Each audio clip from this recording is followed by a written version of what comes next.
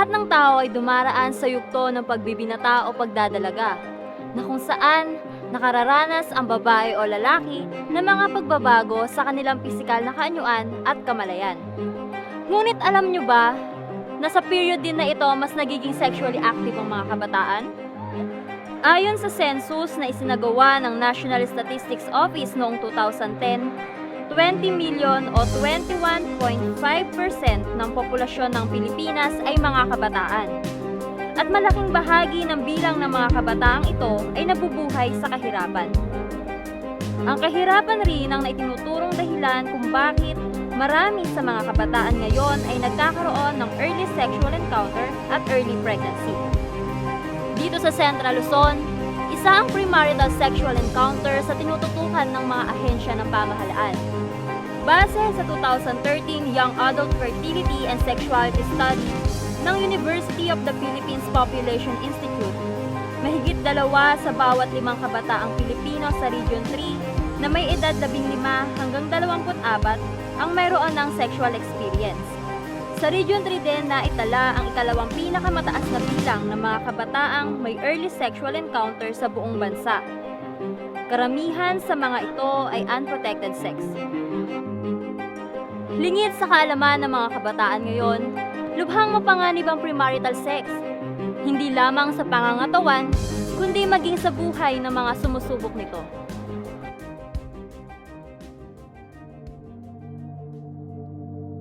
Nakilala ko yung partner ko nung tambay lang siya dito, tapos text, nanligaw, tapos naging kami. Nagtatawanan kami, sweet side, tapos umalis kami ng masaya. Minsan sa amin, minsan sa kanila, tapos sa mga tropa namin, nagiinuman. Nanligaw lang siya sa cellphone, nakilala lang siya ng isang beses, tapos wala na. Nawawala na ako sa tamang sarili ko. Nagagawa ko ipalaglag yung baby ko. Kasi sa bata pa ako, 18 pa lang ako. Di ko pa kaya mag-isa, tsaka di ko pa kaya sabihin sa mga magulang ko. Ako lang inaasahan ng mama ko. Hindi ako makapaniwala na sa tamang edad ko na 18 sakto, mabubuntis ako. Akala ko, pag sa 20 na ako, doon pa lang ako maranasan mabuntis. Tapos yun, naranasan ko yun. Parang magugunaw yung mundo ko. Di ko maasahan na sa isang pangarap ko, basta nabuntis na lang ako. Nasabi ko sa kapartner ko na mag-1 month yung baby ko. Kasi ayoko kasi malaman niya. Kasi naranasan ko rin na naghiwalay kami na hindi nasasabi sa kanya na buntis ako. Kasi nalaman ko may iba siya. Natatakot ako malaman niya. Baka sabi niya sa akin na hindi sa kanya. Kung kumusta ng partner ko, okay lang. May communication pa naman kami. Nakakatakas ko siya. Nakikita niya rin yung baby kong madalang lang. Kada Sabado. Kasi ayaw ng mga magulang kong ipakita sa kanya araw-araw. Dahil kasi may pagkukulang siya. Simulang nabuntis ako hanggang 9 months. Di man siya sumikap na tulungan kami. Pangangailangan ko, di niya nabibigay dahil nababarkada siya. Nalilimon sa alak, tas gala, tas magkikipag-shota-shota. Dahil di niya kami kayang buhayin dahil sa bata pa siya, dahil sa wala pa siyang trabaho, dahil sa magulang niya lang niya umaasa. Tapos, wala siyang mahanap-hanap ng trabaho dahil di pa siya sa tamang edad niya. Ang unang nilapitan ko naunang nabuntis ako, mga barkada ko. Pangalawang nilapitan ko, mama ko. Tanggap nila na magkakaanak na ako. Tapos, masaya para sa kanila. Parang reaksyon ko daw yun. Kumbaga, parang malaman ko yung anong dati ako ngayon, anong dating naranasan ko, dalaga ako. Tapos, para sa kanila, blessing para sa akin, yung pagbabago ng buhay ko. Para alam ko yung tama at mali ko ngayon. Nung nasabi ko sa lalaki na buntis ako, mag-1 month na, tapos nalaman ng magulang niya, nalaman ng magulang ko, nag-usap-usap kami sa barangay, dinala siya. Tapos, sinasabi niya magulang nila na hindi sa kanya daw yung baby ko dahil bata pa daw yung lalaki. 17 pa lang siya, tapos 18 na ako. Kumbaga, sila, nag-iisip na kung sa kanya ba talaga o hindi. Siyempre, naisip ko na masakit para sa akin yun. Sariling anak niya, tinatanggi niya. Nung nalaman niyang manganganak na ako, gustong-gusto niyang magsama kami, makita yung baby, ipaglaban niya ulit kami, na ipagsama niya kami, nakapag-isip-isip ako, hindi pwede na ipagsama kami kasi dahil nung 9 months ng tiyan ko, di niya naisipan sabihin sa akin yun. Tapos ngayon lumabas yung baby ko, doon niya naisipan na ipagsama kami. Na masishare ko sa kanila na huwag muna silang padalos-dalos sa magkipagrelasyon na sa walang tamang edad, na hindi pa nila kaya, na wala pa silang sariling buhay, na walang ipon. Pumasok sila pag para silang may trabaho ng musyota niya, o kaya pag kaya nila. Isipin muna nila na bata pa sila, tas marami pa silang madaratan sa buhay nila. Hindi lang yung basta-basta kung magkaka-baby na sila, tas yun, kaya-kaya nila.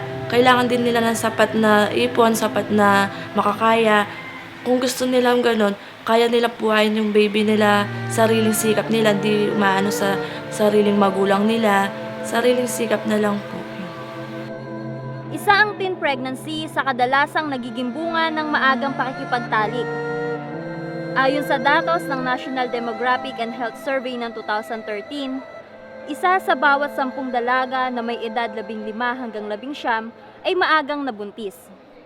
Ang teenage pregnancy kasi ay ang pagbubuntis sa mga edad na 10 hanggang 19 years old, o sa age of adolescence.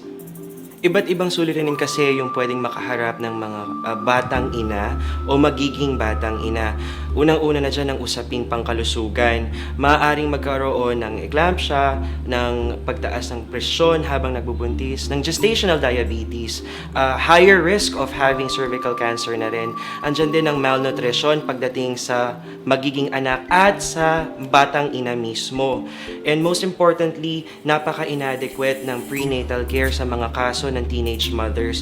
Yung mga ito ay nagli-lead into fetal deaths o pagkamatay ng bata sa sinapupunan ng ina. Pagdating naman sa ibang aspeto, nandyan ang usaping edukasyon. Madalas hindi natatapos ng isang batang magulang ang pag-aaral niya, lalong-lalo na sa high school. At dahil dito, nahihirapan din siya makahanap ng trabaho na sapat ang kita para sa kanyang magiging pamilya. Dagdag pa rito, 78% ng mga kabataang sumasabak sa premarital sex ay unprotected, na mapanganib rin sa magkapareha dahil mataas ang risk nito para mahawaan ng mga sakit gaya ng sexually transmitted infections, HIV at AIDS. Isa ring itinuturong dahilan ay ang maagang pagsasama ng mga magkasintahan o live-in relationship. Kaya naman, mas mataas ang tsansa ng maagang pagbubuntis na konektado rin sa iba't ibang problema ng komunidad. Base sa pag-aaral, malaking hadlang ang ganitong uri ng relasyon, lalo na sa edukasyon ng mga kabataan, na esensyal naman sa pagbuo ng sariling pamilya at pagsustento sa mga ito. Ang mga kasong ganito ay konektado rin sa usapin ng unemployment, kahirapan at kriminalidad. Konektado kasi yung mga sitwasyon o mga concerns pagdating sa mga kabataan na napasok sa maagang pagpapamilya o pagbubuntis. Of course, unang-una na dyan yung mga health-related complications or conditions. Pangalawa, usaping edukasyon, hindi rin naman kasi nakakapagtapos ng high school and even college yung mga batang magulang na ito. Kaya dumedepende sila sa kanilang mga magulang o sa mga mas nakatatanda sa kanilang pamilya. Pangatlo, hindi rin nagtatagal yung mga relasyon na related sa teenage pregnancy or sa maagang pagkakaroon ng pamilya. Kung kaya, ang pinaka-apektado dito ay ang mga magiging anak ng mga batang magulang dahil according to studies, yung mga batang ito ang nakakaranas ng abuse o neglect. Kasabay ng pagtaas ng bilang ng mga kabataang may early sexual encounter, tumataas rin ang probability ng unintended pregnancy o iyong pagdadalang tao na hindi na iplano ng maayos. Sa isang pag-aaral na isinagawa ng NDHS noong 2008, isa sa kada 3 isinisilang na sanggol ay bunga nito.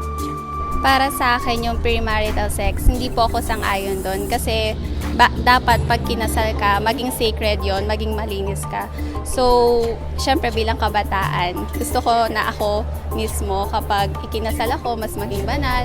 Syempre yung Diyos involved doon at gusto ko maging malinis sa sarili ko rin, sa dignity ko para irespeto rin ako ng ibang tao. Sa akin po yung bilang isang kabataan po, yung premarital sex po, parang hindi po ako hindi po ako favor or hindi po ako hindi ako favor kasi po 'di ba una sa lahat parang nilalabag mo yung utos ng Diyos. Tsaka 'di ba po yung marriage, sagrado siya. So kailangan makasal ka muna bago ka makipag-sex or makipagtalik sa sabihin natin na mahal mo nga yung tao pero kailangan respetuhin mo muna yung Diyos. Parang ganun po sa akin. For me, as a man, para sa akin hindi tama yon na magkaroon ng early intercourse yung mga kabataan ngayon since they don't have the proper education o yung tinatawag nating kaalaman tungkol dun sa mangyayari pagkatapos ng paggawa. Oo, sabihin na nating pagkatapos nun, the term masarap. Pero as a youth, hindi mo naman alam yung pagkatapos nun kung anong responsibility ang ma-encounter mo after that intercourse. Or sabihin na nating hindi na buo pero nagkaroon ka ng sakit. Kung 17, 18, 19, at that early age hindi ka pa mature, tapos iisipin mo nagkaroon ka ng sakit. HIV, AIDS, o gonorrhea. So kung titingnan mo yon, how will you face yung mga tao sa paligid mo? Paano ka magkakaroon ng self-esteem para makipag-socialize kung ganun na yung nararanasan mo at the early age? Ang ilan sa mga kabataan na hindi handa sa responsibilidad bilang isang ina ay pinipiling ipalaglag ang kanilang mga anak. Yung abortion, isang malaking sin, no? Kasi involved na yung buhay. So, para ako, hindi ako sang-ayon sa ganong sitwasyon. Kung nasa ganon ka ng sitwasyon, tanggapin mo na lang, no? Mas magandang tanggapin mo na kasi may nagawa ka ng kasalanan, tapos gagawa ka pa ulit ng kasalanan. Parang hindi na dapat yon. Involved na yung buhay. May buhay na involved doon. So, syempre si God gusto niya, precious yung buhay natin. So, kailangan pahalagahan yun ng maagang pagbubuntis o kapag nabuntis ka na rin. Yung sa akin naman po, yung abortion po kasi, gagawin mo yun kung kinakailangan talaga. For example po, yung situation, life and death po. For example, yung isang tao doon mamamatay, kailangan mo i-abort. Ganun lang po dapat yung nang sa abortion. Hindi po yung abortion kasi nabuntis ako, bata ako, kailangan kong ipa-abort kasi gusto ko mag-aral. Hindi po dapat ganun. Mali po yung ganung pananaw po para sa akin. For example, nabuntis ka po ng maaga, bakit hindi mo na lang po ipagpatuloy? Kasi po, maraming sinasabi ng ibang tao na kapag nabuntis ka ng maaga, parang ayaw nila kasi nga po masisira yung kinabukasan nila. Bakit hindi nila isipin na yung pinagbubuntis nila kahit bata sila is a blessing? Kumbaga, panibagong buhay po yung darating sa kanila. Kahit na po alam nila na hindi maganda po yung kahihinatnan nun, pero at least mayroon pong blessing na dumarating sa kanila, which is yung baby po. In my stand, hindi ko hayaan na i-abort na yun. Since aborting is another way of killing. So parang yung kasalanan na ginawa namin, dinagdagan ko pa ng kasalanan. And the way na yung bata wala naman siyang alam doon eh. So in my stand, ako ipagpapatuloy ko yun, hindi ako papayag na i-abort na yun. And paninindigan ko kung ano man yung mga consequences na nagawa ko after that. Sa mata ng pamahalaan at ng simbahang Katolika, ang abortion ay illegal. Ngunit sa isang pag-aaral, lumabas sa 25 sa 1,000 mga Pilipinang nabubuntis ay pinipiling ipalaglag ang kanilang mga anak sa kanilang sinapupunan. Lubos na pinag-iingat ng Department of Health ang mga kabataan sa isyung ito, lalo na ang mga kababaihan dahil sa panganib na maaaring idulot nito. Of course, ang abortion ay ang sapilitang pagpatay sa isang tao na nasa sinapupunan pa ng kanyang ina. May mga batang magulang o mga kabataan na napapasok kasi sa pagbubuntis na natatakot para sa kanilang kinabukasan at natatakot na rin kung ano yung maaaring maidulot ng pagkakaroon ng anak.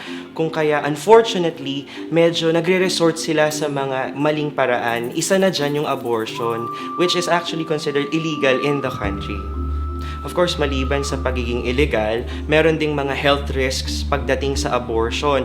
Unang-una na dyan yung mga komplikasyon na dala ng proseso. Maaari ding hindi na magkaanak ang batang ina sa future dahil na rin sa procedure na nangyari.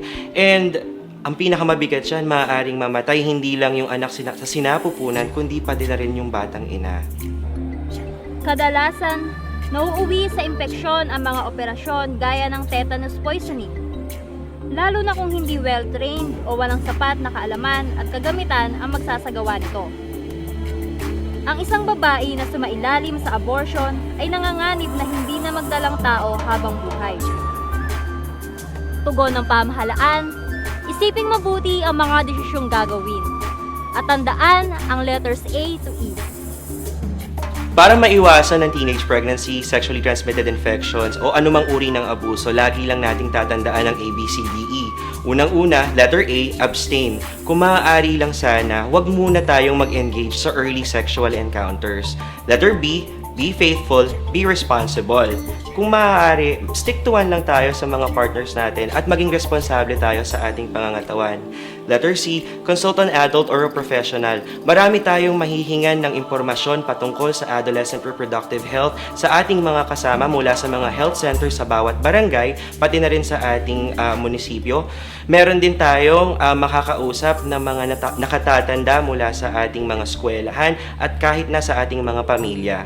Pagdating naman sa letter D, andyan ang don't drink, don't do drugs, and don't smoke. Umiwas muna tayo sa mga bisyo dahil according to studies, sinasabi na ang mga bisyo o ang mga non-sexual behaviors na risky ay may kaugnayan sa pag-engage sa early sexual encounters.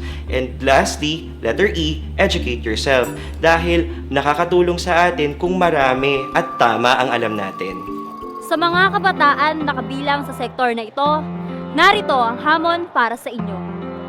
Ang early sexual encounters ay maaaring makapagdulot ng teenage pregnancy o iba pang mga kaso, sitwasyon o kondisyon na magkakaroon ng epekto sa kinabukasan ninyong mga kabataan. Nasa sa inyo kung kayo pa rin ba ay mag-e-engage sa early sexual debut o hindi. Para maiwasan yan, syempre, dapat i-focus mo yung kung saan talaga yung goal mo. Dapat may goal ka sa buhay. Kasi kung nakafocus ka dun sa career na gusto mo, mas mapapabuti ka at alam mo yung tama at mali. No? Kailangan pumunta ka sa tama sa way na gusto mo para matulungan mo rin yung sarili mo at yung family mo. And yun. Una sa lahat, makinig ka sa payo ng magulang mo. Kasi po, yung mga magulang natin, alam po natin na yung sinasabi nila para sa atin is para sa sarili natin na ikabubuti po natin. Tsaka, wag na lang po maging pasaway tapos piliin mo po yung mga kakaibiganin mo. Kasi sabihin natin na masaya ka nga sa kaibigan mo pero maganda ba yung naidudulot niya sa'yo?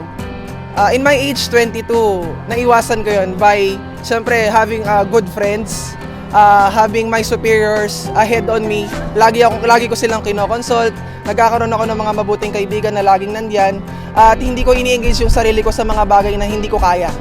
Tulad ng yung mga ginagawa ng kabataan ngayon, which is kala nila masarap yung umiinom sa gabi, happy. Pero kung yung i-engage mo yung sarili mo sa pag-aaral, i-engage mo yung sarili mo sa pagiging mabuting tao, I think may iwasan ng mga kabataan ngayon yung mga ganung bagay na nakakabuntis, nagkakasakit, and magkaroon pa ng early intercourse. Pangarap ko sa anak ko na lumaki siya ng may pangarap na kaya niya maabutan yung mga pangarap niya, yung hindi gagaya sa akin, makapagtapos siya ng pag-aaral niya, mahabot niya yung mga pangarap niya,